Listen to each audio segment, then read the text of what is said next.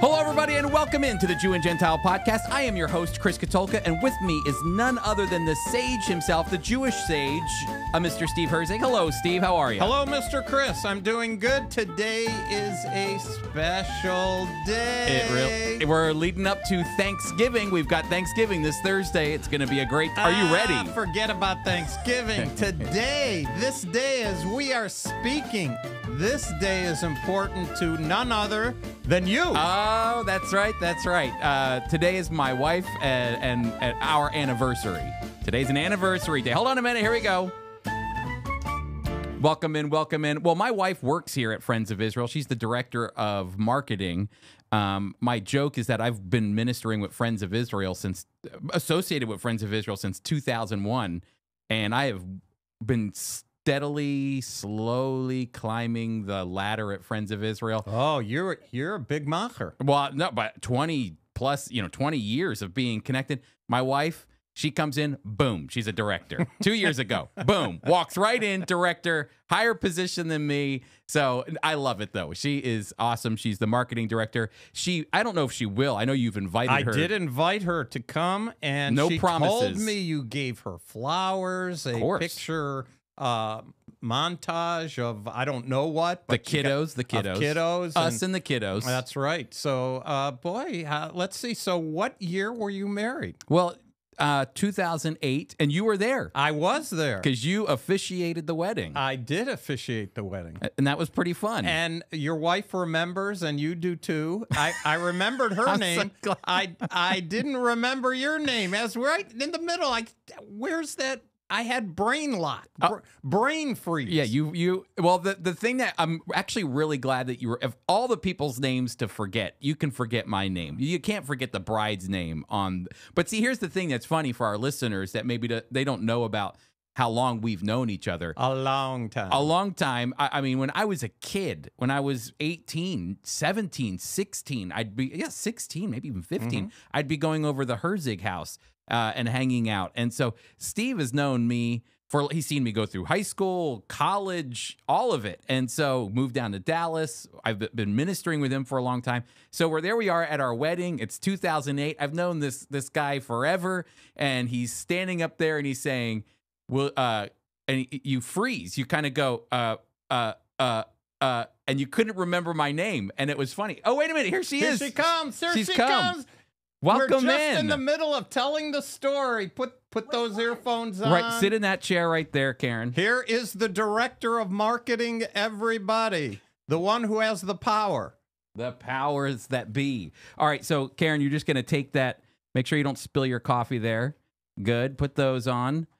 And then you pull that microphone close to you. We were and just talking about you and how I forgot Chris's name and...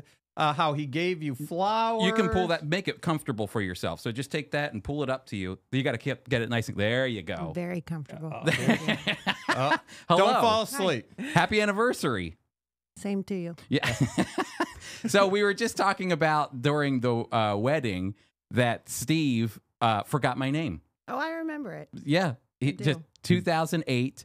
We were joking about how long we've known him and I knew each other, and I was more thankful though that he remembered your name. You know, you don't want to forget the bride's name. Yeah, no, you don't want to do that. I did not do that, but I did have brain lock. I've had brain lock many times. I probably have had brain lock since we've done this podcast. Brain lock, I like that. Yeah, it goes. What's that phrase that you use when the computer bloops? Your brain blooped out. That's right. I had a bloop out. So, how's it going on your anniversary so far? It's great. My husband, who is you. Left me flowers on my desk. She sounds so excited, Chris. I mean, she's really into this. I will say this. All morning long, he's been like, he was kind of acting like it was my birthday. And I said, it's not my birthday. We shared this day. This is a day to be celebrated. That's right. By both of us. But I always feel kind of bad, right? Because you do the flowers. You'll maybe take me to dinner tonight. I feel bad. Hint, hint. That's right. If you don't mind. If you don't mind. Well, here's a good question, Karen. Is anniversary more important to the wife or to the husband? The celebration. Is it more important that for from a wife's point of view to make sure it's remembered and celebrated, Mm-hmm. or is it more important for the husband, or is it equal? I would hope it's equal. I don't think that I necessarily represent wives of all ilk. of all like I'm not we have such a busy, full life. My husband serves me every single day. Oh man, here we go. So That's right. It's not that I am desperate for a day where he remembers me or celebrates the day we got married. My husband remembers me every single day. He serves me every single day. Wow, So for me, very great testimony. it's the truth. It is the absolute truth. Every day I go, I could not be me if he wasn't who he is. He fully supports who I am. We have a crazy life. We have 4 children. We both work full time. We both try to invest in our children. There is no free time. And this man wakes up a little early because, and I hate giving this away, he makes the lunches. I love making the lunches. I know, but I always think that is a slight on me as the wife because the moms are normally making the lunches, but you make the lunches. And that serves me. And he drops the kids off every single day. What a guy. I don't wait for our anniversary to know if my husband loves me or not. I do think that's why a lot of women like their anniversaries because their husbands have to kind of focus on them for a moment. But good point. that's not the case in our home. So, Well, we're still doing dinner tonight, probably, so it's going to be a well, good we time. both still love each other and want to and celebrate the day we were married. But I love our marriage every day. That's Every day is an anniversary. I mean, we're very aware that we're married. Yep. We're in it together. And Every day with you, girl, is sweeter than the day before. that's right. Every day I love you more. That's it. That's a song, right? Oh man. Did you just make that up, or is that a song? it's I a don't real even know song. that Well, song. now It's I'm a real wondering thing. why we didn't ask you to sing it already. That was beautiful. We just lost our 6th listeners. That's right. Well, speaking of, hey, Karen, we want you to stick around for as long as you want. We want your input on all of that. We're going to be we're talking about Thanksgiving today, everybody. Before we get to Thanksgiving, though, Steve, we've had some competition lately for the our number one fan. In fact, some of them don't even want to be number one, but they want to be within the top 7. That's right. Okay, because recently our friend Pastor Neil Tamba called us and said, "I want to be the 7th," because we always say we have 6 listeners. 3 of them complain, the other 3 like us. Yep. Okay, so the 7th. We've gotten Neil Tamba. Hello, Neil, out there, if you're listening. He says he wants to be our 7th fan, but he's already in competition now because we have a good friend also in Toronto, Canada, Paul Lamont, Captain Paul. Captain Paul, he writes to us and tells us that he's our number 1 fan. No, he says the 7th biggest fan. Okay. Which I don't know if he's just working the biblical angle there or whatever. Paul, maybe you are, but he says that's right. The number of perfection in the Bible doesn't. I don't have the letter in front of me. You've got it. So I'm recalling what he said. Well, here it is. He says he wrote an email and said the 7th biggest fan, Steve and Chris. I believe that I am the 7th greatest fan of the Jew and Gentile podcast. There are others that think they are ahead, so I will let them believe it. There we go. Personally, I think it's Bupkis. Secondly, that means he's listening. He Bupkis. is listening. Secondly, 7 is the number of perfection. You bring the broadcast to the perfect combination of entertainment and teaching. I have learned so many new things and different ways of looking or at interpreting passages and concepts. Your banter reminds me of the Jewish deli down the street from my house. Hey, that's a compliment. Banter. I didn't know we did that. We do a lot of bantering. We're bantering right now. Okay. I could use some matzo ball soup, though. I went as much to listen to these men as well as getting a great sandwich on a double rye and hot mustard. You always had a great kosher pickle to go with the sandwich. I'm I know. getting hungry. Exactly. It's not good. Starving. He goes on to talk about the teaching, and Yiddish word of the day also reminds me of many words that he heard in his youth. And you know what I love about Paul is that we call Paul Lamont Captain Paul, because when we see him on on our FOI Equip classes, he's always on his boat. He's on his boat, Steve. He's on his boat in the hull of his whatever it is in his living quarters on his boat, watching classes on our FOI Equip classes. He is, so. but his boat is taken in now because it's cold up there in Canada.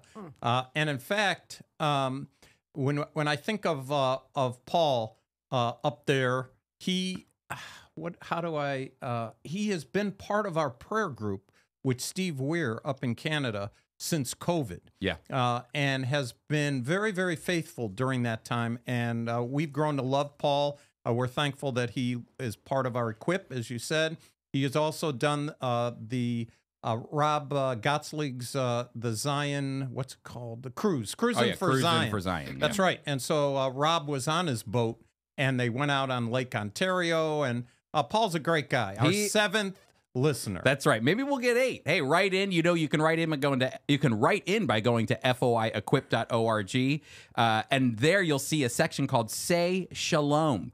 And you can say shalom to us. Say hello. And rate and comment on our podcast. That's okay. I'm so glad that the marketing director is with us right now. Karen, you're as the marketing director. Can you share with us really quick?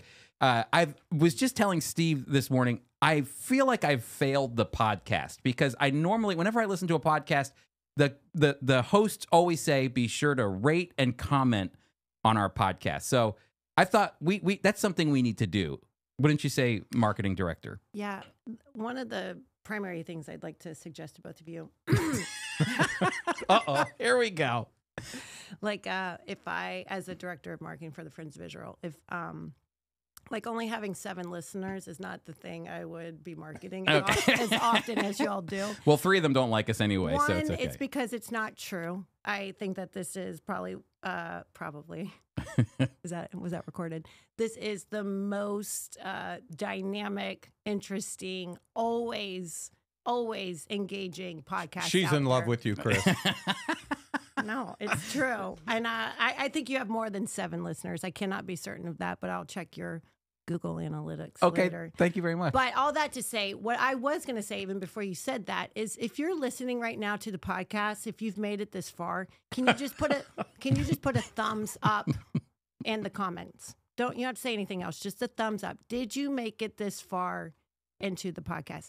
And then if you like the podcast, can you share it on your Facebook page with a thumbs up? You don't have to think of anything clever to say. You don't have to explain it. But if you actually like the podcast, can you share it on your Facebook page with just a thumbs up? Boy, things have improved already with just 10 minutes of her in this room. 10 minutes. You know what? We'll see. We'll see. Well, it's great because we should. Imagine if we got Karen and Patty together in here. That'd be great. They'd be promoting this thing all day long. I love it. So this is okay. This is good. So yes, if you're listening right now, and especially if you're on Apple Podcasts, would you rate and comment on the podcast, please? Let us know what you think. The more that you rate, the more that you comment, the higher we go in the ranks. So if you love the Jew and Gentile podcast, hey, tell people about it so that more can hear and more can be a part of what Chris, we're doing. That segues to, you were telling me about one of our particular podcasts gained some traction, in all seriousness, and you said you wanted to bring it up.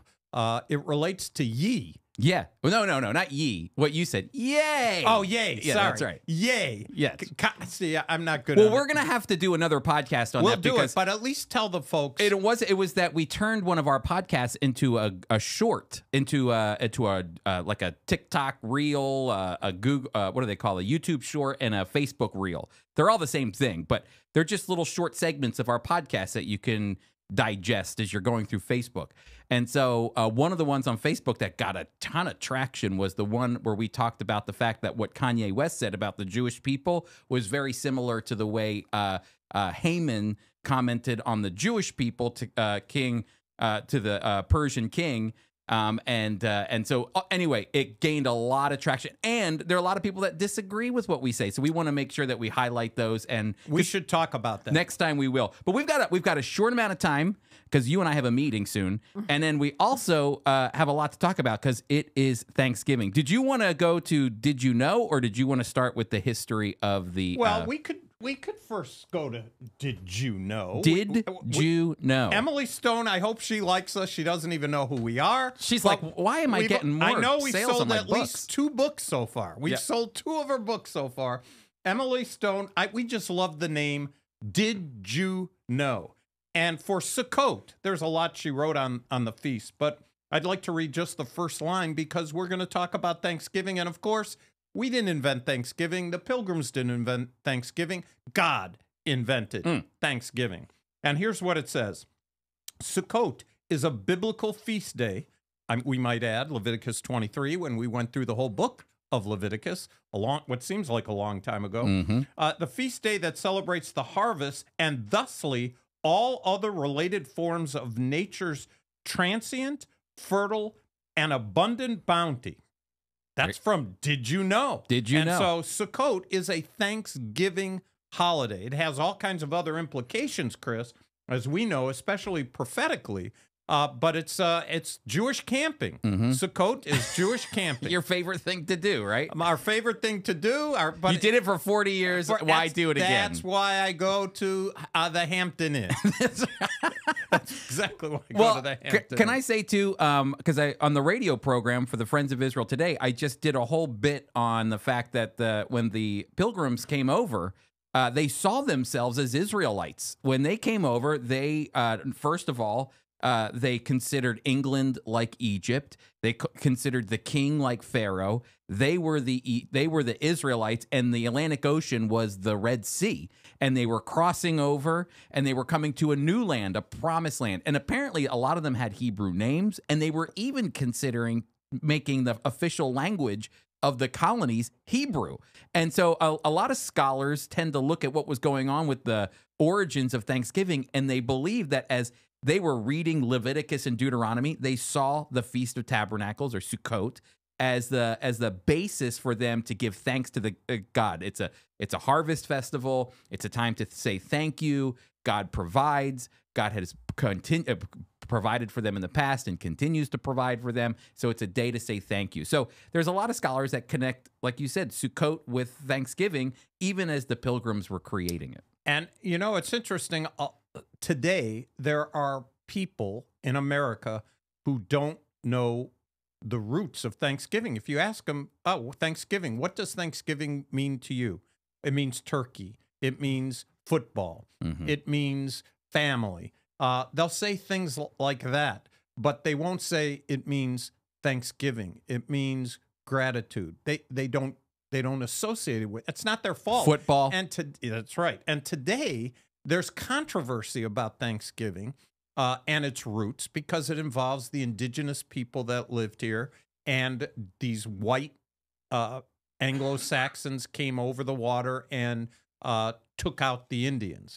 And so there's great debate. We're going to talk about that debate, but I want to give just some of the basis for what traditionally, at least when I was in school, Chris, Karen, I don't know what you learned down in Florida when you were in school about Thanksgiving. I think it's different today. I think it's different in your day, my day, and what the kids hear today, even though, and we struggle with this with the Bible. There's one truth. You could have a lot of applications, but the Bible is a narrative of things that actually happened. Yeah. We believe those things that actually happened were God-inspired, they're true, and they are truth. And so we have what we would say objective truth in the Bible. I think history can be certainly interpreted, but events happen, and they are literal. They happen. And so we're going to talk a little bit about it and see a problem of interpreting this or how we look at it. And it goes to the Wall Street Journal. We'll talk about that, Chris, a little later. But so Thanksgiving takes place November 24th on Thursday. We're tape recording this podcast on Tuesday morning. And in 1621, the Plymouth colonists got here to the United States up northeast, and they met with an Indian tribe, the Wampanoags, and they had a autumn feast. And that was considered the first Thanksgiving. You fast forward to the Civil War in 1863, and President Abraham Lincoln proclaimed the first national Thanksgiving Day. And so what exactly happened? Well, you described the Pilgrims leaving, which they did in September of 1620. There were 102 passengers. They left because they wanted to freely practice their faith. Chris, this is the foundation of what Thanksgiving historically is. Yeah. And it's a foundation of America as well. I mean, I don't know if I'm jumping ahead on you here, but no, go right ahead. I mean, it's religious freedom. I mean, people don't realize it today. We try to, hide the idea of religious freedom in the political climate that we live in. But it's the reason that we exist today. It's these men and women bravely crossed the Atlantic Ocean because they were tired of the tyranny of the Anglican Church and the king. They believed they were corrupt. And the Pilgrims thought that the Church of England was corrupt and needed reform, and they didn't feel like there was any change coming, so they got on a boat and they went to a place where the boat they got on wasn't the Queen Mary. No, it was a 66-day journey, 102 people on board, and within the they got there. Up in Massachusetts, 66 days. Then it took another 30 days where they got to Plymouth in Massachusetts. Mm-hmm. And by the first winter, half of them were dead. Half of them were dead. And it was difficult. They had exposure, scurvy. They had all kinds of diseases. But they came because of religious freedom. And what's interesting is an Indian named Squanto, who actually was captured by a group, sold into slavery, and ended up in London, learned English, came back, and he was the one that helped the early pilgrims. He taught them how to cultivate corn, extract sap from maple trees, catch fish in the rivers, and according to the story of Thanksgiving, these pilgrims had a 50-year relationship with these Indians. But in November of 1621, William Bradford, who was the acting governor of the group, met Chief Massasoit, who was the chief of the Wampanoags, and they had the first Thanksgiving. The Indians went hunted. They brought deer. They had a 3-day festival. There was a sharing, really sharing more from the Indians' point of view, sharing with them than what the Pilgrims had. But nonetheless, and there's all kinds of history about it. You can read catalog journals of the early Pilgrims and what the Indians did for them. It was very positive. Karen, do you remember hearing about Thanksgiving at all in school? Was your view of Indians negative, positive, neutral? Do you recall any of that? I know that as a child, I just thought it was so fun, the whole Pilgrims and Indians thing. Mm-hmm. There was no negative story to it. It wasn't until I was an adult that I started hearing a different story. How about you, Chris? What they teach in New Jersey? Well, I mean, the same thing. I remember you'd make the hats that were like the Pilgrims hats that were black with the little gold belt on it, and then there'd be some of the Indian people with the head garb, but we all wore it equally. It wasn't like one was better than the other. It was the idea that the two groups were coming together to give thanks. That's the way I grew up in learning about Thanksgiving. But I remember specifically making the head garb and the little hats and whatnot. Did you take your shirt off like a good New Jerseyan? Did you, Chris? Come on, Chris. No. Did you take your shirt off? You work outdoors with no shirt all the time. You're like a native of America. Well, this is a whole conversation that's for another podcast where Steve... Ladies, can I just interject real quick since it's my anniversary? There's always going to be things about your husband that are just funky. Oh, it's horrible. So just, as my mom always says, just focus on the 95% that's good about him. The other... There's no perfect person. When it's hot out, I'm not out there when it's free. I'm talking about like when it's hot outside. You're outside doing Put work. a shirt on. Oh, gosh. Okay. Now everybody knows. TMI. Too much information. All right. But the idea of Thanksgiving permeated our country. George Washington and the American Revolution, the Continental Congress, they designated several days, different times, for a Thanksgiving proclamation by the government of the United States, and he called upon Americans to express their gratitude for the happy conclusion to the country's war of independence and successful ratification of the U.S. Constitution. Again, that's rooted in the first Thanksgiving, the idea of giving thanks, which is rooted in the Bible. We're going to talk about some verses.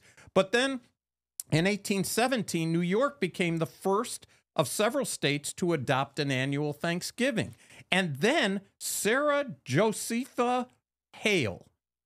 I don't know if you've ever heard that name. Never heard that name before. I hadn't heard of it either. But have you ever heard of Mary Had a Little Lamb? Yes. She's the writer of Mary Wow. Had a Little Lamb. And she had 36 years. She worked and published editorials, sent scores of letters to governors and senators and presidents in order to have a national Thanksgiving recognized. She is called the mother of Thanksgiving. Oh, really? I never knew that. And so Abraham Lincoln, I think this is the way the articles, Abraham Lincoln finally heeded her request. I think enough already. Enough already. That's right. 36 years. I can't take it anymore. We'll give it to you. It's going to happen. And so he proclaimed the final Thursday in November to be Thanksgiving. Now, fast forward to 1939, and it's interesting, our country and where we're at. There's a man by the name of Franklin D. Roosevelt, the president of the United States, wanted to move it from the 4th week to the 3rd week, and his reason is because of the Depression. We need a week more for people to spend money. Oh, you're kidding. People rebelled against it, and it was moved back to the 4th Thursday of the month. So it did happen for a time then. 1 year. Really? In 1939, Franklin moved it. And you know what they called it? Roosevelt's plan, known derisively as Franksgiving. Franksgiving. Franksgiving. So today, what has Thanksgiving become? Well, I could tell you that 90% of Americans will be eating turkey this Thursday. Yeah. 90%. That's a lot of turkeys. They're going to eat it roasted, baked, or deep fried. Now, here on the East Coast, Chris, my wife, for the first time, we've been here in Pennsylvania for almost 26 years. There is a store, a little convenience place called Wawa, and they have a gobbler. A gobbler. Did you have the gobbler, Karen? No, but I know all about it. Oh, boy. I've learned about it here at Friends of Israel from the New Jersey people here who get out. They're crazy about it. it. The gobbler is here. It's only for a few weeks. So I bought one for my wife last week, and you know what she said? That's the one with the turkey and the stuffing stuffed into a Everything's hoagie. mushed together. And it's got the cranberries, the potato, everything is mushed together into a roll. into a roll or a bowl. So I got a my bowl. wife the bowl, and here's what she said. You know, let's forget about the turkey Seriously. and all that. Let's just go to Forget it. Wawa and buy everybody one of these. She loves them. Oh, really? Oh, yes. I haven't. Everything together. I don't like things mushed Would you together. do it, Karen? No. Can I ask a question? Yeah. What's your favorite Thanksgiving side, or what's your favorite food on Thanksgiving Day? My favorite thing to do is to eat the wings of the turkey. Ooh. Oh, I've never heard that before. Never that is, heard that yeah. before. That's I'm unique. a wing and crispy. They gotta be crispy. They gotta crunch. Okay. I'm into that. Yeah. See, I'm a sucker for stuffing. So, and I know some of people, they don't call it stuffing in the South. It's called dressing. Yep. I think there's a difference. I think if it's stuffed in the bird, it's called stuffing. If you make it on the side without being in the bird, it's called a dressing. But I think most people in the South call it dressing. So I like dressing or stuffing. That's my favorite. But I think the point of all this is that, look, when people gather for Thanksgiving, I hope they have an idea as Americans. If you're an American celebrating Thanksgiving, our Canadian friends celebrate Thanksgiving in October. But the idea is Thanksgiving, being thankful. Who were the pilgrims thankful to? Or they were thankful for what they had, the bounty that they had, for the Lord's provision for them, and they were thankful to Him. And so, Chris, I just looked up some verses for myself. Basically, I want to share them, but for myself. And it's easy to do. You just Google Thanksgiving Bible verses, and there's some. You're really, a scholar. Oh. You're a scholar. I'm a Google man. Google Thanksgiving. There you go. That's exactly right. It has come down to that, though. That is, but I it's- have to admit, I've done that plenty of times. So. Look, I don't mind admitting that. It does the work for you. And look, it gets a printout, and you could end up. This is really, for me, it was really helpful. Give thanks in all circumstances, For this is the will of God in Christ Jesus in you. This is Thanksgiving. That forget the turkey or whether it's a gobbler or you're not into it. I know I met a young couple. They're having roast beef. Forget the bird. Oh, fine. Whatever you want. Who are we giving thanks to and what are we thankful for? Well, Paul wrote to the Thessalonians and he said, all circumstances. Yeah. That's a rough one, Chris. That's a rough one because there are people who'll be sitting at Thanksgiving. They might have the food and all that, but they've got other news in their family or themselves, and things are difficult. Or maybe they're alone too. I mean, or maybe they're alone. But the Bible doesn't talk about that. Give in all circumstances. And so when those pilgrims left with 102 people, and within a year, half of them were dead, and they had diseases and sickness. It was a terrible winter. They were thankful. And just their willingness to leave what they had, that they at least had a stable society. Yeah, you don't think. I mean, we think about the fact that they set sail and they come over here and they start something new. When we think about that, Queen Mary coming to the Hampton Inn. Yep, they had no idea what was going to happen. Yep, and probably I think the mature ones knew they might not survive. That's right. That's exactly right. But you have some other verses too, do. And then I want to share one too. Good. How about Psalm 7 and verse 17? I will give to the Lord the thanks due to his righteousness, and I will sing praise to the name of the Lord, the Most High. And then Ephesians 5, and then I'll turn it over to you, Chris. Giving thanks always and for everything to God the Father in the name of our Lord Jesus Christ. We should be giving thanks, and I hope we do that this Thanksgiving. Chris, you have a great verse. Well, I want to share two really quick. The first is the idea of the first time the word thanks is used in the Bible is actually Leviticus chapter 7.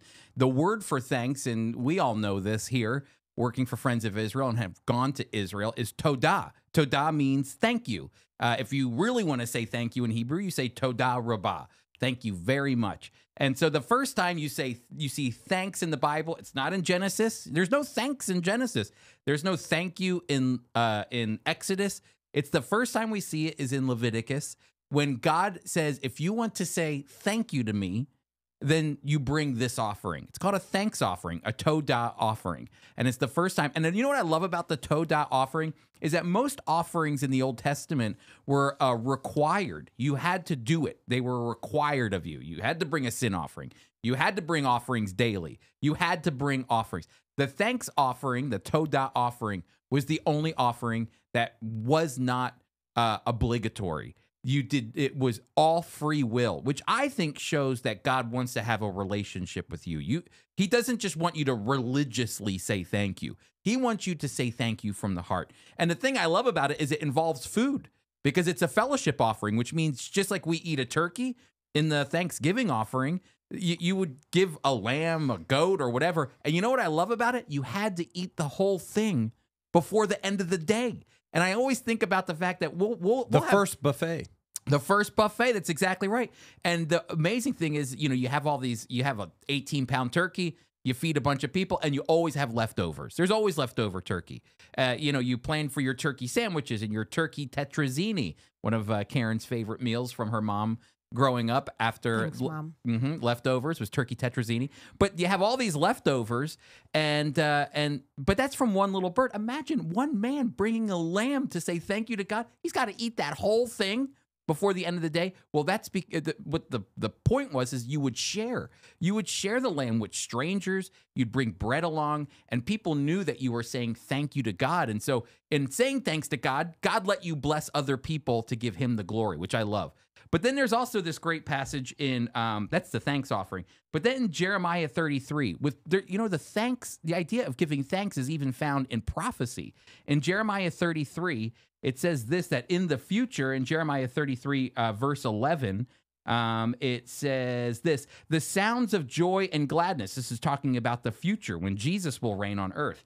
The sounds of joy and gladness, the voices of bride and the bridegroom, the voices of those that bring thank offerings, todah offerings, to the house of the Lord, saying, give thanks to the Lord Almighty, For the Lord is good, his love endures forever, which means we'll bring thanks. We'll be saying thank you to God all the time when Jesus is reigning. And then you know what I found too is that the rabbis believe that when the messianic age comes, this is the rabbis, they believe that all sacrifices will cease but one, and it's the thanksgiving offering. So the idea of Thanksgiving is not just the fact that, it's connected to Sukkot or whatever. I mean, the idea of Judaism, Steve, giving thanks to God is embedded in Judaism.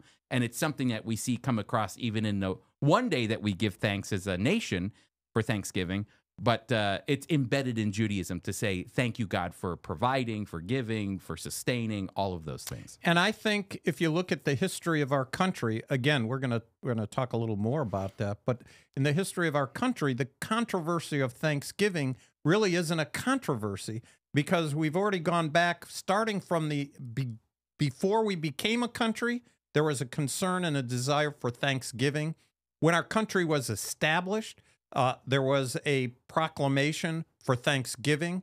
When we were in the midst of strife, of a terrible, awful war over slavery, and one, thank God, where we defeated slavery, there was a desire for thanksgiving to God. And today, we still should be doing the same thing, which segues, Chris, into our news. We turned our news this week into not so much on Israel, which we love to do, or something in the United States. Hold on, current Steve. event. Our guest has to leave. She's got meetings to go to. Thank you for coming. Oh, well, Karen, thank you. Wait, can I conclude with a thought, though? Yes, of Before course. you Conclude. segue to the news. Did you know that the Friends of Israel has a blog? I do know. Okay, so I just Oh, wrote. did you know? Did you know? So Did you know? We did know. I just wrote, I got to write the Thanksgiving blog. It's on foi.org/blog right now. And I think that what the Lord has been teaching me is that the difference and what I see kind of taking over at least the internet or the hearts of the people is that there's a lack of a spirit of gratitude. And so we're all looking to the things that are wrong. I feel like that's what's on the internet. What's wrong? What's wrong? What's wrong with everything going on today? What's your phrase you always say? Is anything okay? Yeah, that's right. Oh, boy, that's good. Is anything okay? But I don't have to look too far to see that there are a couple things that are okay and that the Lord has given to us. And so I'm looking at the man that married me and my husband, and today we're celebrating 14 years of marriage. So I want to say thank you to you. Thank you. I'm grateful for you. And I'm grateful for the role you've had in his life. And I'm grateful for the way that you've served me and our family for the last 14 years. Thank you. So happy Thanksgiving. Okay, Happy awesome. Thanksgiving. Wow. Give Karen a round of applause, even though we can't hear it. There we go. That's There you good. go. Thank you for coming, Director of Marketing, taking the time to come and to be with us. She's always welcome back. Always welcome. Anytime. Come anytime while we're doing it, while we're not doing it, whatever you want, whenever we're podcasting. All right, bye-bye. No problem. All right, so we're transitioning to the news here, and Steve, go ahead and pick up where you left off. Well, we talked about Thanksgiving, and I did not know that in 1961, the Wall Street Journal ran 2 editorials at the time, and they've been running them ever since. Those 2 editorials, one's called The Desolate Wilderness, and that's a small chronicle taken from William Bradford's journal, where he talks about what they were thinking, what they were doing to come to the New World. And the other is from 1961 itself, talking about the fair land, it's titled. And every year the Wall Street Journal has run these both, so people get a chance to see and read what the original Pilgrims thought about, what William Bradford wrote about that first when they came across, and then the fair land in 1961. So I thought, Chris, I could read a paragraph and maybe you'd pick up on the Desolate Wilderness. I'll just start at the beginning.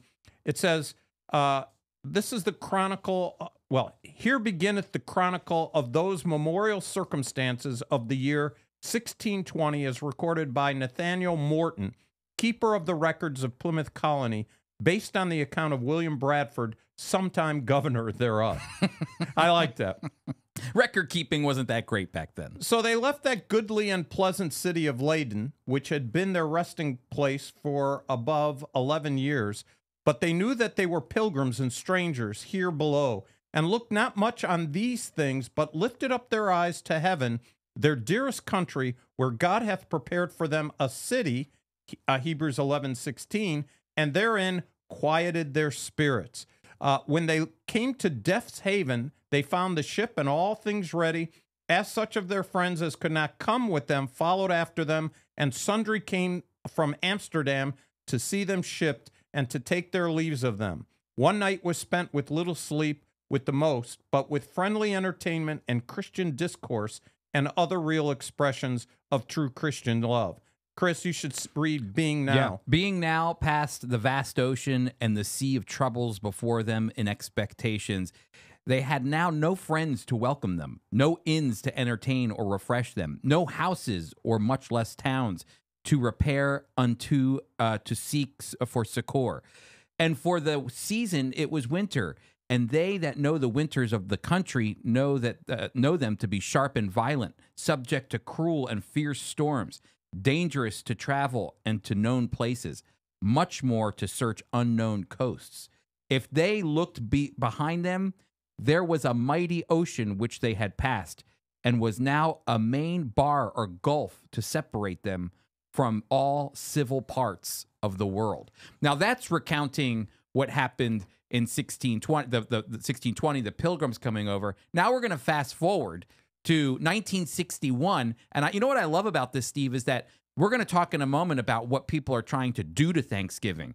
But 1961 was not a pleasant time in our country either. It was a difficult time. And this was another mainstay for a editorial for the Wall Street Journal written as well. And so I thought I'd let you go ahead and take this because this has to do with Vietnam and Thanksgiving at the same time.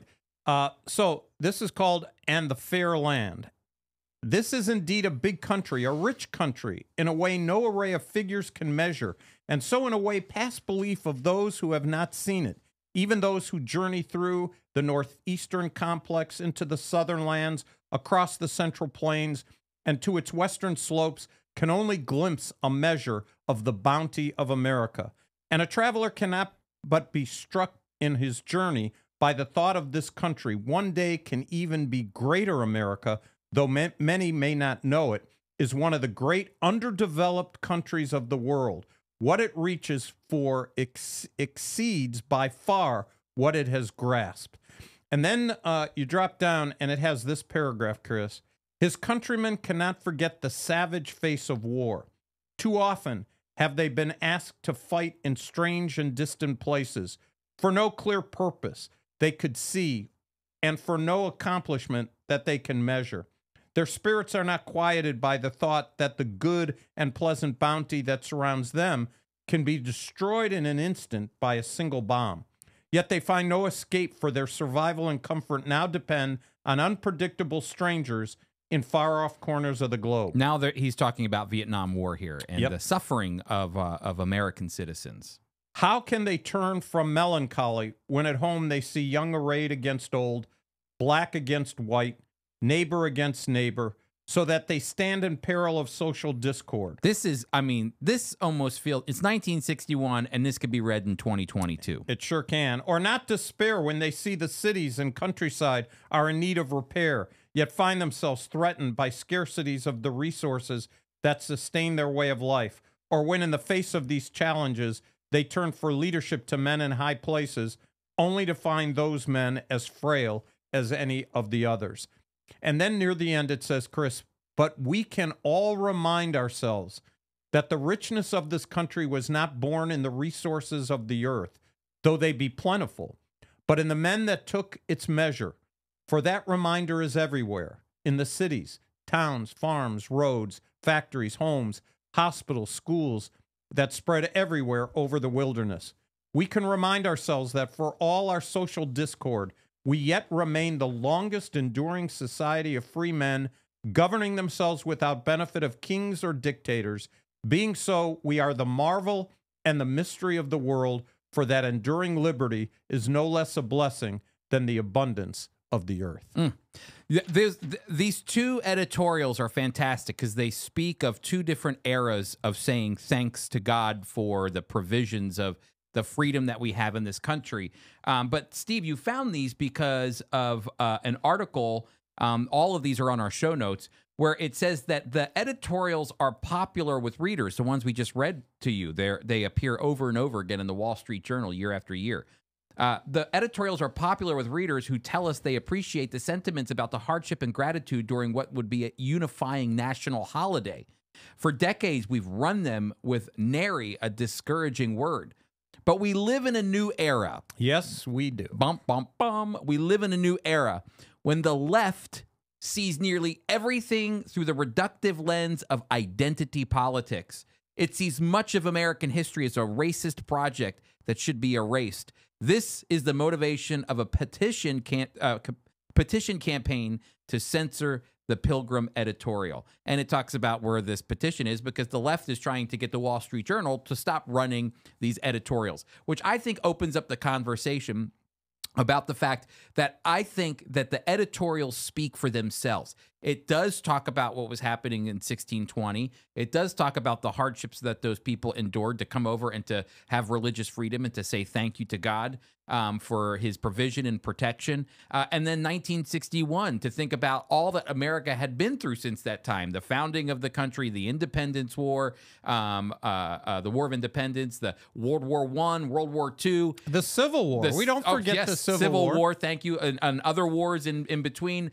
We think about the Korean War, and this is the Vietnam War. And there's a lot of things that America changed a lot between, when the Pilgrims first arrived and between 1961 even. And yet, the thing that's great about the articles, the editorials, is that they don't hide the reality in 1961, that there was still issues of racism. There was still issues of war, whether or not we should be fighting these wars. There was still issue of social inequalities, all of these issues that were being dealt with at that time and we're still dealing with today. But it didn't stop the editorial writer from going, we should be giving thanks because this is the freest land that's ever existed for such a long period of time. We don't live under the oppressive hand of a tyrant. We don't live under the rules of a king that we can't change. We, as free men, have voices, and for that reason, we should give thanks. And yet today, we live in a world where the left is trying to say,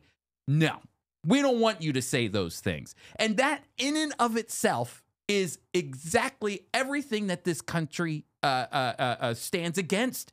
You should have the freedom to run an editorial piece. Go right ahead. It's your freedom of speech. It's your freedom of assembly. It's your freedom of worship.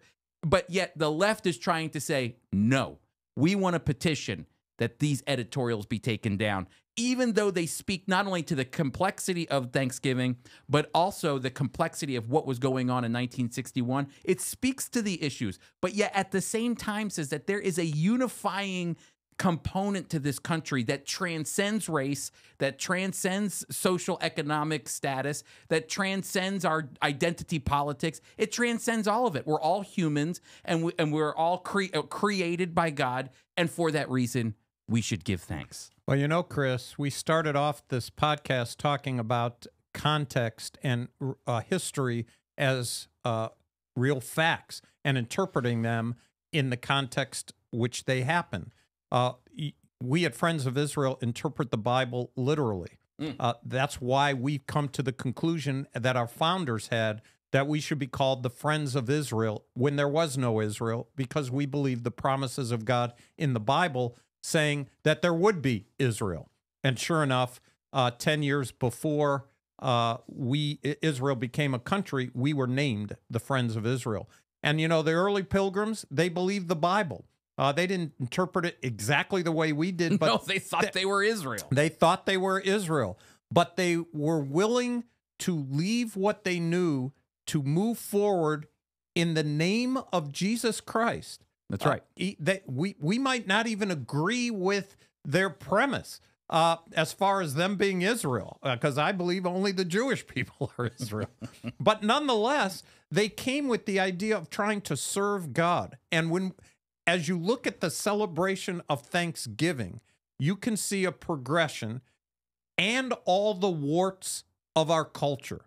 Our culture, our history has warts, but we try to medicate them and fix them, and they leave scars, and we still move forward. I would argue today, as a Jewish person, that Jewish people are in better shape than they were when they first came as immigrants. There's still anti-Semitism today. Yeah, we highlight that on the podcast all the time. But most Jewish people love America. American Jews love America because here they can be free. Second largest Jewish population outside of Israel. That's right. And the same. But the places that used to have Jewish people as the largest population, Eastern Europe, all of those places, there's very little Jewish people compared to what it looked like even 80 years ago.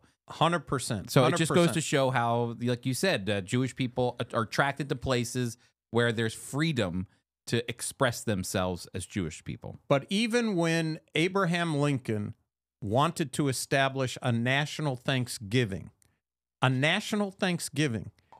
there was a group of African Americans who were slaves in the South.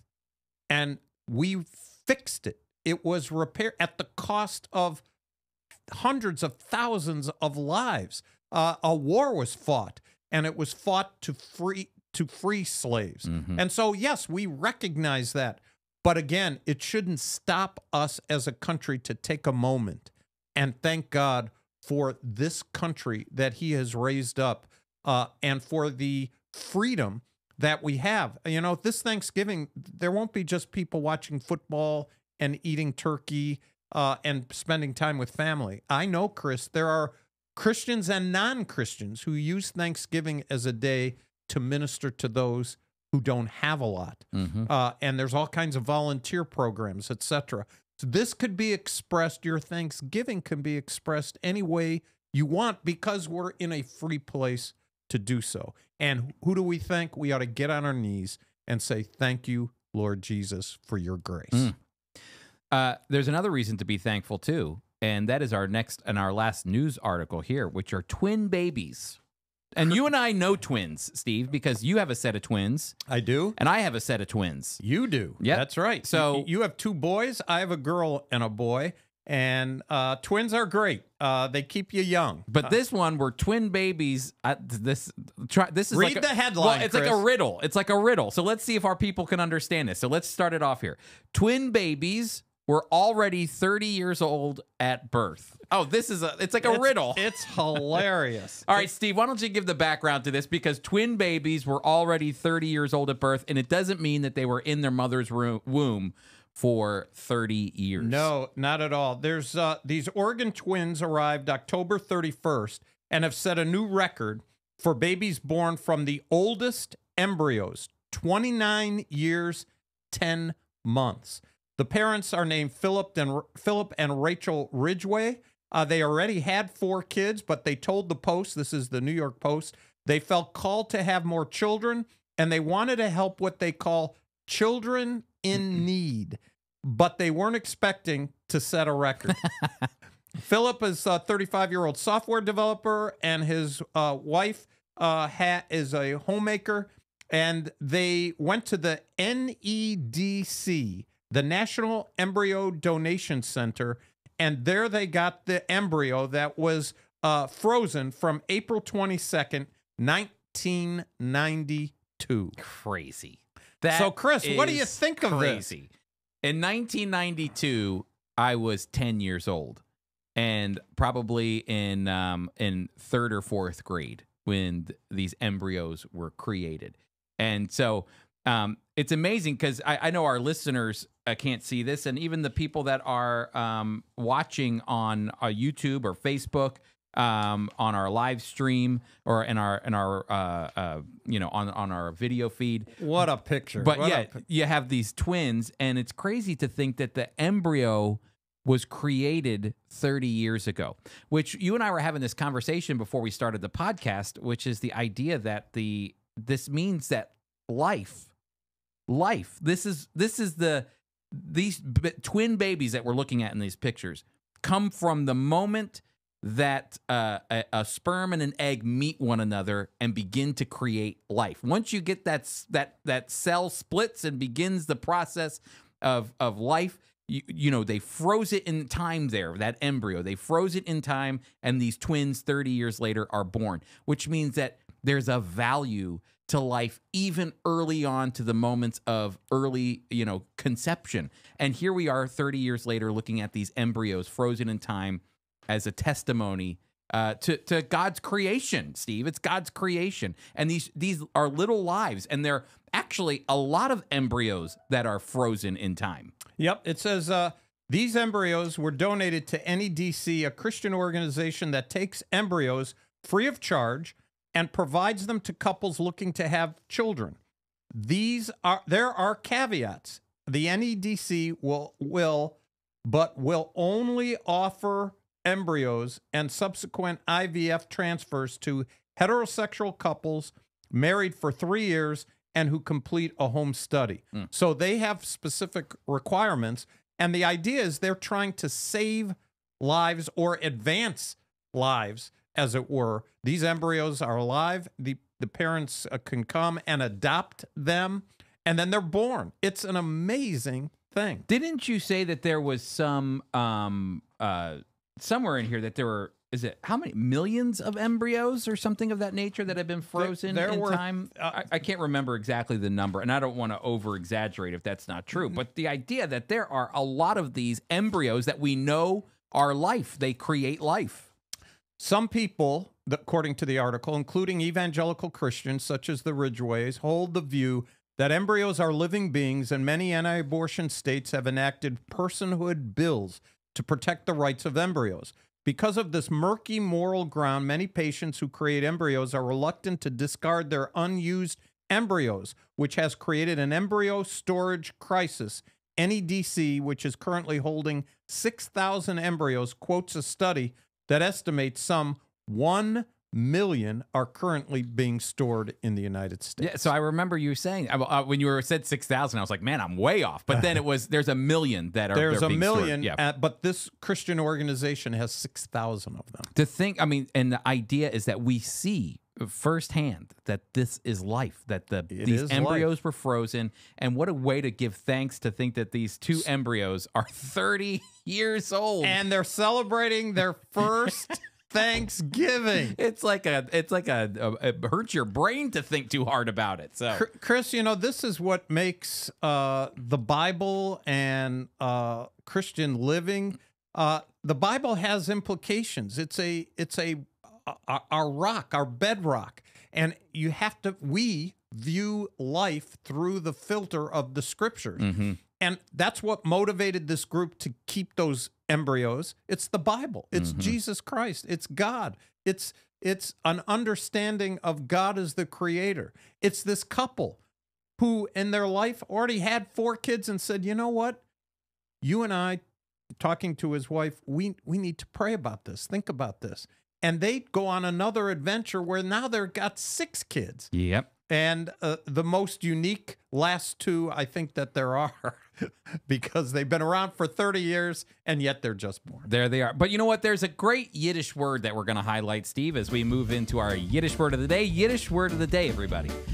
You know, I think this Yiddish word, Steve, fits in with what we've been talking about with Thanksgiving. It fits in with the pilgrims who came over to the United States. It fits in with the fact that my wife was sitting here. It fits in with these 30-year-old embryos that are now celebrating their first birthday. Steve, what's the Yiddish word of the day? The Yiddish word for the day is Beshert. Beshert. Beshert. Well, my mother used Beshert all the time. Beshert is what will be, will be. Destiny. It's destiny. Yep. Beshert. What is Beshert is Beshert. What's that movie with Michael J. Fox? That Back to the Future? Back to the Future. Yes. That's right. Beshert to the future. Beshert to Beshert. That's right. There was a movie, Chris, called Stranger Among Us with Melanie Griffith. It takes you to New York, takes you to the Hasidic community, and the Hasidic people believe there's one Beshert for each couple, for 2 people, a man and a woman. You have your Beshert. We just saw your Beshert. That's what I'm saying. My That- Beshert was here. It was meant She to was be. here, and you could tell it was your Beshert. Look at the way she talked about you. You felt like a real mensch. I felt like a man. You were kvelling. Oh man, were oh you man. kvelling? I was Look at trying to that hold it smile. down. That's right. Kvelling. All our Yiddish words come in that one period of time. Because with of her. Beshert. That's right, Beshert. So we wonder, Beshert, was the United States meant to be? Yeah, I do think it was Beshert. And was Israel meant to be? Definitely Beshert. It's God's Beshert. That's right. Israel's God Beshert, and Karen is your Beshert. And this podcast is a Beshert. That's right. What will be, will be. I like it. Well, how would your mom say it? She would say, Steve, it was Beshert. Was that if something was going wrong or something It doesn't right? matter. It's Beshert. That's great. All right, everybody. Yiddish word of the day is Beshert. I hope that you enjoyed that. Hey, happy Thanksgiving, everybody. What a great lesson. Steve, you gave us a lesson on Thanksgiving. What do I know? And we're late for our meeting already. We got a meeting we got to get to. People are waiting for us. But hey, thank you so much for being a part of the Jew and Gentile podcast. Hey, just a fresh reminder. Go to foiequip.org. We forgot to mention, we've got a great class coming up. David Brog, December 1st. I'm walking out, Chris. All right, I'll see you later. David Brog, December 1st, is going to be our guest lecturer talking about Christian Zionism, Christian support for Israel. Steve is getting up and getting out of here. We got a lot to do, everybody. Happy Thanksgiving. We'll see you next week.